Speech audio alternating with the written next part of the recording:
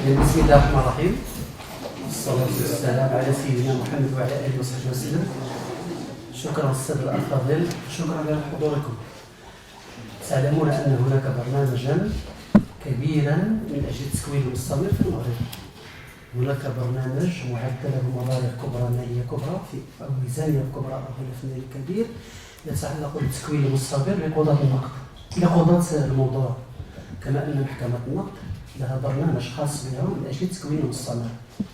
والتكوين المستمر هو واجب في كل دول العالم. لا بد لكل قاض من أن تسجل عليه عدد ساعات من التكوين المستمر في السنة، سواء قضاة النقد أم قضاة الموضوع.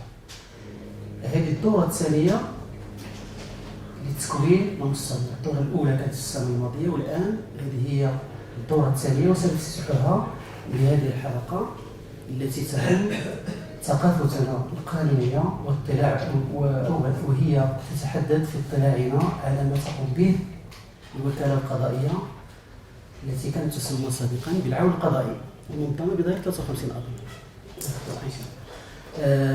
السيد الوكيل القضائي السابق كان هو السي محمد كمو، أخذ تقاعده وحل محله الأستاذ محمد القصري.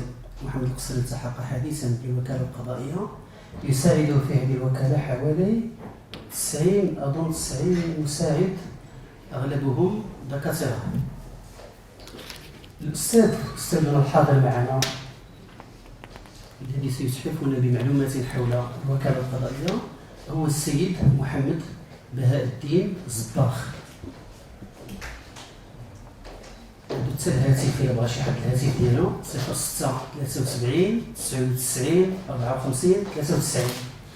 السي محمد الزباخ هو حاصل على دبلوم الدراسات العليا المعمقة من جامعة محمد الخامس بكلية العلوم القانونية والاقتصادية بالرباط أكدال.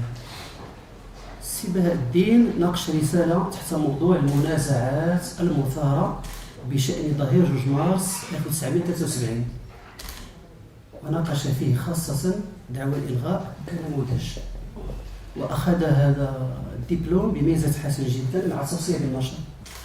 كذلك هو الآن بصدد إعداد أطروحة الدكتوراه في موضوع دور القاضي الإداري في مجال منازعات التعمير. سابقا كان في وزارة الداخلية بمديرية الشؤون القروية، وكان في مجلس الوصاية على الجماعات السلالية. هذا المشوار ديالو بدات اظن سنه 95. في شهر 11 95 التحق كمفتش بالوكاله القضائيه للمملكه، وتدرج في اسلاك هذه الاداره. الان عنده درجه متصرف من الدرجه الاولى اي خارج السلم. السيد بهاء الدين هو عين رئيس لمصلحه دعوى الالغاء امام المجلس الاعلى، لذلك نراه يتردد كثيرا على محكمه النقد، وعين سنه 2004 في هذه المهمه. كان عين رئيسا لقسم المنازعات القضائيه سنه 2013، والان لا زال لهذه المصلحه لحد الان. وعين بقرار لوزير الاقتصاد الماليه كوكيل قضائي بالنيابه ابتداء من 1/1/2015، في ذاك الوقيته اللي كان فراغ قبل ما يتعين الاستاذ محمد القصري. هو فعلا مثل الوكاله القضائيه في عده ايام دراسيه، والقى عده محاضرات، وله نشاط كبير. وما نذكرش عليك الشيء الكثير، خليك تعرف الوكاله القضائيه وتعريف الوكاله القضائيه وتعريف بنفسك. تفضل سيدي بشكرها. شكرا سيد الرئيس. يشرفني صراحه ان احضر في هذا اللقاء العلمي بامتياز بين ثلة من خيرة قضاة هذا البلد الذي يستنير الباحثون والمشتغلون بمجال القانون باجتهاداتهم النيرة في مجال صراحة هو مجال القانوني الذي يعرف بالدقة وبالصعوبة. فنحن نشارك كمؤسسة الوكالة القضائية مع السادة القضاة ونعتبر نفسنا من جسم واحد، نشارك بأننا نشتغل في مجال أضحى من الصعوبة في مكان ويزيد يوما عن يوم تعقيدا أيما تعقيد. الوكالة القضائية للمملكة هي مؤسسة دفاعية، مؤسسة حقوقية وقانونية تضرب في جذورها إلى سنة 1928. كانت نشأة سنة 1928، ثم عرفت هذه المؤسسة تعديلين، الأول سنة 1936 والثاني سنة 1938، ثم أخيرا ظهر 2 مارس 1953 الذي أعاد تنظيم مهمة الوكيل القضائي. هذه اختيارات لبعض الدول أنها توجد ضمن بنية إدارية، توجد ضمن مرافقها متخصصة وتشتغل بمجال الدفاع عن الدولة وغيرها من أشخاص القانون العام. فهذا اختيار لمجموعة من الدول بما فيها المغرب. فلقد خول المشرع المغربي الوكيل القضائي الحق عن الدفاع عن الدولة وعن إدارتها وعن مكاتبها وعن مؤسساتها العمومية، بحيث إن رجعتوا لظهير 2 مارس 1953 وحتى السياق التاريخي كان يفرض ذلك، بحيث أن هذا التعداد، هناك من يقول بأن هذا التعداد كان من حيث سياقه التاريخي كان ممكنا، بحيث أنه ما تكلمش المشرع في ظهير 2 مارس 1953 لم يتحدث عن الجماعات الترابية، لأنه أصلا لم تكن هناك تجربة في المغرب بشأن الجماعات الترابية، ولكن كان من يفسر بأنه ما دام المشرع في ظهير 2 مارس 1953 أعطى للوكيل القضائي حق في تمثيل والنيابة والدفاع عن أشخاص القانون العام، فهو تحدث بالمنطق العمومية، بحيث أنه أي شخص من أشخاص القانون العام الذي جاء بشكل لاحق المفترض أن هذه المؤسسة هي من تولي الدفاع عنه، اللهم إذا ما أحدثت مؤسسة موازية كما وقع الحال حالا بالنسبة للقانون التنظيمي للجماعات الترابية، أحدث مؤسسة موازية هي الوكيل القضائي للجماعات المحلية. فهذه المؤسسة من حيث إطارها القانوني الذي تشتغل فيه، لأنه كما سأستعرض أمامكم إطار قانوني مشتت. ظهير 2 مارس 1953 لا يشكل إلا جزءا من هذا الإطار. ثانيا، هذا النص في حد ذاته عفى عنه الزمن، تجاوزه الواقع، لم يعد يستوعب حتى المهام التي تقوم بها الوكالة القضائية حاليا، بحيث أنه مجموعة من المهام كتقوم بها الوكالة القضائية إلى جانب مهمة الدفاع اللي هي المهمة الأصيلة لهذه المؤسسة، الظهير تجاوزته، وبالتالي أصبح حان الوقت وحتى تعالت نداءات لضرورة إعادة النظر في هذه المؤسسة، لا من حيث مهامها واختصاصاتها ولا حتى من حيث وزنها، بل أكثر من ذلك حتى من حيث تبعيتها لوزارة الاقتصاد والمالية، لأن المنطق الذي كان آنذاك في 53 ليس هو المنطق الحالي، لأن التبعية لوزارة الاقتصاد والمالية كانت تحكمه منطق الدفاع عن المال العام، باعتبار أن وزارة المالية تشتغل في كل ما يتعلق بالميزانية وهي التي تضع السياسة المالية للدولة، وجزء من هذه السياسة هو الدفاع،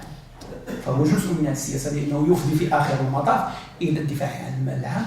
فكانت هذه التبعية أعتقد، وأنا من أنصار هذا الاتجاه، أعتقد بأنه لم يعد له مبرر، لأنه من ناحية البنية الإدارية والتبعية خص إعادة النظر فيها. فالإطار القانوني للدفاع عن أشخاص القانون العام تحكمه مجموعة من المقتضيات، أولها مقتضيات واردة في قانون المصطلح المدنية، خاصة الفصل 34 من قانون المصطلح المدنية، ولجأ فيه بصريح العبارة: يجب على الوكيل الذي لا يتمتع بحق التمثيل أمام القضاء أن يثبت نيابته بسند رسمي أو عرفي مصدق عن صحة التوقيع بصفة قانونية أو بصريح شفوي يدلي به الطرف شخصيا أمام القاضي بمحضر وكيله، غير أن الإدارة العمومية تكون ممتثلة بصفة قانونية أمام القضاء بواسطة أحد الموظفين المنتدبين لهذا الغرض.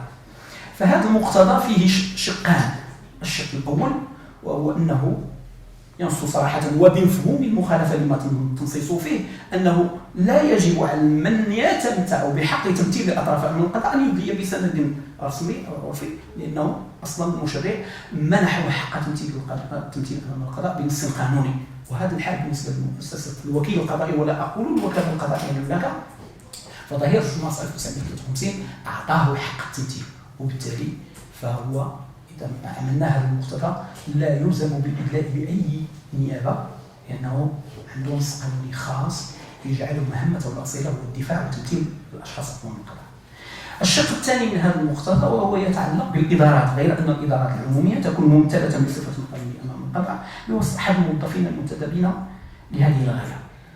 وهذا المقتضى ومقتضى 354 من قانون المسارات المدنية الذي جاء في الباب المتعلق بمحكمة النقد كلاهما صراحة أقولها بأنه فسر من طرف القضاء وطبق على الوكالة القضائية، مع أنها لا تخاطب الوكالة القضائية كمؤسسة. هذا المقتضيين لا يخاطب الوكالة القضائية. لماذا؟ لأنه لجنة الاختيارات المشرع أعطى الإدارة أو شخص من شخص القانون العام حقي له 3 اختيارات. إما أن الإدارة تختار أن تدافع عن نفسها بنفسها ومباشرة بواسطة وسائلها وموظفيها، وهنا يمكن الحديث على أنه المقتضى ديال 34 و 354 يجد مكانا للإعمال في هذه الحالة. يا إما أنها تلجأ لخدمات المحامي وليس هناك ما يمنع، يا إما أن تراجع مؤسسة الوكيل القضائي. وفي هذه الحالة مابقاوش نطبقوا المقتضيات المتعلقة بالمسار المدني خاصة 34 ولكن الحديث كيولي على النص المحدث لهذه المؤسسة مؤسسة الوكيل القضائي والصلاحيات المتاحة، وكنتعاملوا بهذا المقتضى اللي خاص به. وهذا هو اللي غادي يطرحنا من بعد، غادي نتعرضوا ليه الاشكال اللي يتعلق بالتفويض. واش التفويض، هل التكليف، ما مفهوم التفويض كمؤسسه قانونيه؟ واش التكليف هو التفويض؟ هل يلزم الوكيل القضائي بالادلاء بتكليف ام لا؟ فبالاحرى تفويض، لانه التفويض عندنا مؤسسه تفويض في التوقيع، كما اعلم مني بذلك تفويض في التوقيع التفويضي في الاختصاص وغيرها من الامور. ثم عندنا بالإضافة إلى مقتضيات 34 و 354 من قانون المسطرة المدنية عندنا كذلك الفصل 526 من المسطرة الجنائية الذي يتحدث. ثم عندنا الفصل كذلك المادة 31 من القانون الممكن لمهنة المحاماة، وحتى هذا باش نتناقشوا فيه لأن جاء فيه المشرع اختار واحتم الصيغة اللي وضعها المشرع عندها واحد حمولة معينة تحتاج للقراءة، علما بأنه المشرع جاء في هذا الفصل وأنزل هذا الفصل دون أن يسبقه دراسة لمعرفة وضعية المؤسسات العمومية وهل كان هذا الاختيار صائبا أم لا، لأنه كل اختيار يكون مبني كنعتقد وإلا سيكون من العبث وسيولد عرجا ومعيبا إن لم يبنى على الأساس ذلك على دراسة دقيقة وتشخيص للوضعية.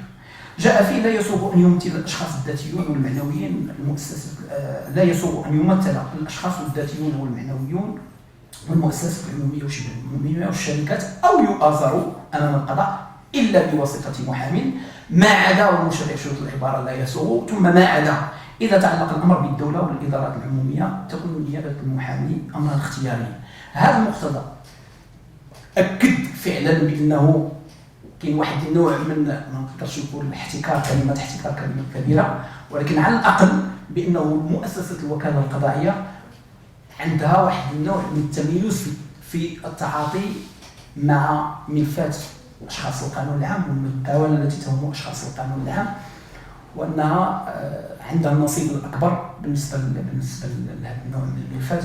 لذلك النص أكد حقيقة اللي هي حقيقة واقعية على أنه لا تكون نيابة المحامي بالنسبة للدولة وإدارتها إلا اختيارية.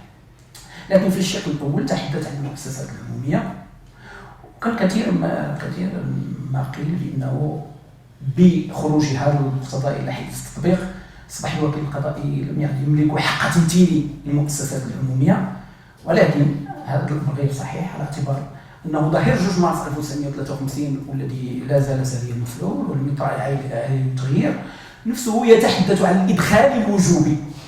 الإدخال الوجوبي للوكيل القضائي حينما يتعلق الأمر بالتصريح بمديونية الدولة أو إدارتها أو مكاتبها أو مؤسسات العمومية. وهذا الإدخال كما سنرى هذا الإدخال يجعل الوكيل القضائي حاضرا في كل الدعاوى التي تتعلق بتصريح بمديونية المؤسسات العمومية، ويملك بالتالي أن يمارس حق الدفاع من هذا المنطلق. ثم عندنا ظهير 2 مارس 1953 هو النص الأصلي.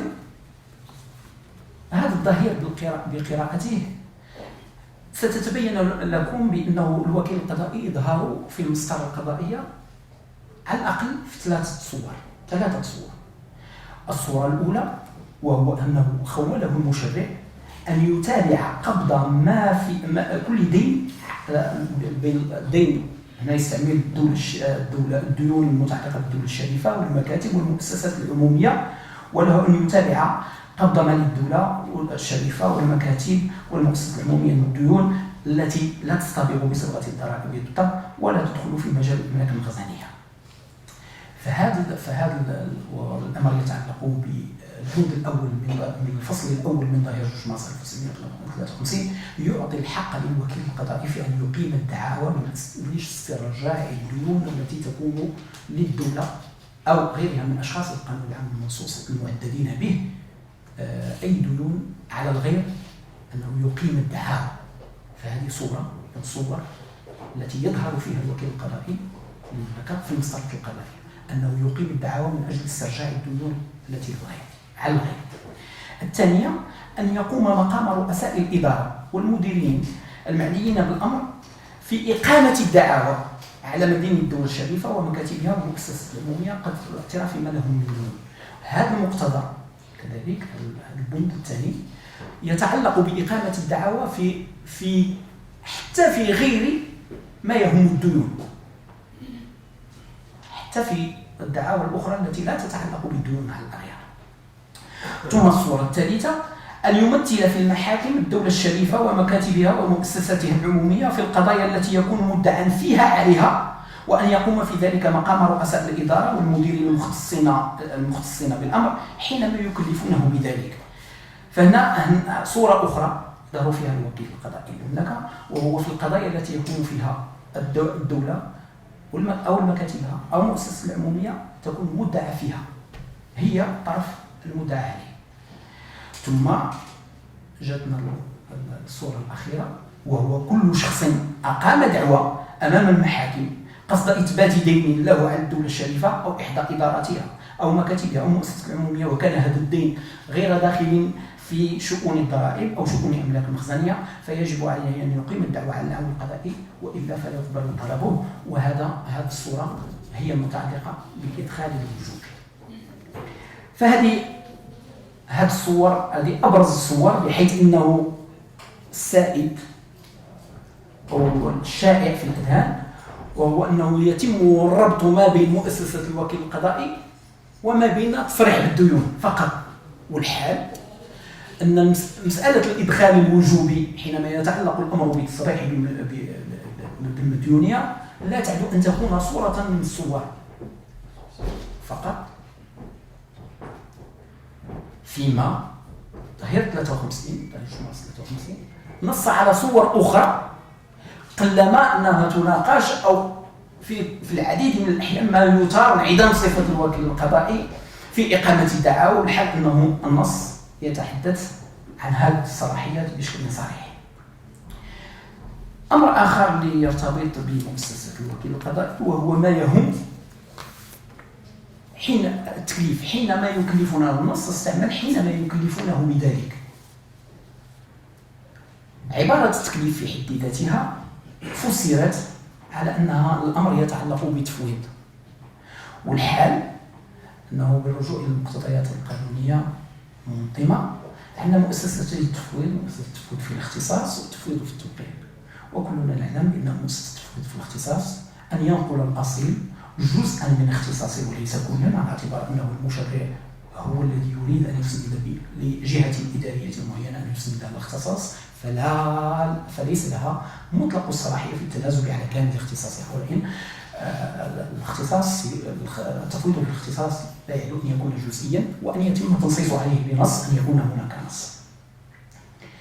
هذه مؤسسة التفويض في الاختصاص لا تنطبق تماما على ما يقوم به الوكيل القضائي، على اعتبار أنه الإدارات والمرافق العمومية والدولة أساسا لا تتنازل عن جزء، بحيث أنه سيد وزير العدل حينما يكلف الوكيل القضائي على سبيل المثال بالنيابة وتمثيله في دعوة معينة، ليس معناه أنه تنازل عن اختصاصه لفائدة الوكيل القضائي للقيام بمهمة الدفاع. ثم أن مؤسسة التفويض في التوقيع والتي كما تعلمون أنه معنى أن ينقل الأصيل العمل المادي المتعلق بالتوقيع، وأن العمل يبقى تحت مسؤولية الأصيل، وأنه هو كأنه هو من أصدر العمل. هذا الأمر كذلك لا ينطبق على ما تقوم به مؤسسة الوكيل القضائي، على اعتبار أن الوكيل القضائي حينما يوقع لا يوقع عن وزير معين أو عن قطاع معين، ولكن يوقع باعتبار أن ظهير 2 مارس 53 أعطاه اختصاصا أصيلا، هو اختصاص ديال التمثيل بمفهوم الدفاع أمام القضاء. وهذا الاختصاص الأصيل يملك بالطبع الأصيل أن يفوض فيه أيضا، ما دام أنه اختصاص أصيل له. وبالتالي فتوقيع الوكيل القضائي على مختلف المذكرات والمكتوبات يكون من منطلق ما يملكه من اختصاص أصيل أتاح له وخوله له ظهير 2 مارس 53، وليس بناء على تكليف أو تفويض أو غيره. إنه لا يستمد صلاحيته من التفويض أو من التكليف، بل يستمد صلاحيته من النص القانوني صريح. وهنا طرح النقاش ما مفهوم التكليف، وهل التكليف يجب أن يكون مكتوبا، ممكن أن يكون شفويا، هل يمكن أن يستدل عليه بمختلف القرائن، سيما وأنه نقدر نقول لكم السادة المستشارين أنه 90% من العمل ديال الوكالة القضائية راه كيتم بالمناولة، حيث أنه تعطونا الملف بالمناولة، يجيبونا الملف، علما بأنه دابا حتى مع مقتضيات الدستورية الجديدة لتوزين البث داخل أجل المعقول أصبح منطق السرعة أنه ولات الحالة العادية دابا ماشي استثنائية هي أن هذه المناولة اليدوية. فالوكيل القضائي للمملكة حينما يستعرض على مختلف محاكم المملكة وحتى على محكمتكم الموقرة، حينما يستعرض أمامها معطيات ووقائع، بل وحينما يدلي بوثائق من المفترض أنها ما كانت لتكون بحوزته، وهو تابع من الناحية الإدارية لوزارة الاقتصاد والمالية، ما كانت لتكون بحوزته لولا أن التكليف متحقق، لولا أنها سلمت لا من طرف القطاع المعني أو من طرف الدولة أو من طرف الشخص الاعتباري العام المعني بالمنازعة، ما كانت لتسلم عليه إلا في إطار القيام بمهمة الدفاع، وإلا سيكون من العبث أنها تسلم له باش يمكن لها غادي يضعها في المجرى. فالتكليف متحقق من خلال هذه القرينة اللي هي أن الوكيل القضائي يستعرض معطيات لم تكن بحوزته لو لم تكن الإدارة المعنية مكنته منها. وهذا يجرنا إلى الحديث على أنه التكليف يبقى في ظل أنه ضروري نعطيه تصنيف قانوني، لا يعد أن يكون مجرد آلية إدارية تهم الوكيل القضائي المملكة والجهة الإدارية التي كلفته، ولكن لا أثر له من الناحية القانونية فيما يتعلق باعتباره على سبيل المثال أنه شكلية من شكليات ليتعين أنه تكون في مكتوباته أو في مقالاته التي يقدمها، في المقالات التي يقدمها الوكيل القضائي المملكة، خاصة وإذا اعتبرنا بأنه حتى الطرف الآخر الخصم غير متضرر، على اعتبار أنه حق الدفاع راه ممكن أنه يمارس من طرف الإدارة المعنية، ممكن يمارس من طرف المحامين، وكذلك من طرف الوكيل القضائي، وأنه لا ضرر قد تحقق له. هذا يجرني كذلك الحديث على أنه ليس هناك نص قانوني يلزم الوكيل القضائي بأن يدلي بتكليف كتابة أو مجموعة من القرارات، واللي من بعد تراجعت فيها محكمة النقد، محكمة الموقرة، بعدما مورس فيها الطعن بإعادة النظر، مجموعة من القرارات التي كانت صارت في اتجاه عدم قبول الطعن الذي قدم من طرف القضائي بعلة عدم إدلائه بالتفويض. وتبين المحكمة في إطار الطعن بإعادة النظر أنه الأمر لا يتعلق بالتفويض من ناحية، ثانيا أنه ليس هناك نص يلزم الوكيل القضائي بأن يدلي بالتكليف، سواء صحبة عريضة الطعن بالنقد على سبيل المثال أو إشكال لاحق عليها، سيما أن الفصل 854 في حقيقته، وهذا ما سبق أكدت عليه، لا يخاطب أصلا الوكيل القضائي، بل يخاطب الحالة التي تظن الإدارة قد اختارت أن تمارس مهمة الدفاع بواسطة موظفيها، فتنتدب أحد الموظفين التابعين لها، آنذاك يمكن الحديث على أنه وجوب الإدلاء بهذا الانتداب أو مفهوم الانتداب حتى هو الذي استعمله الفصل 154 حتى هو يبقى محل النقاش.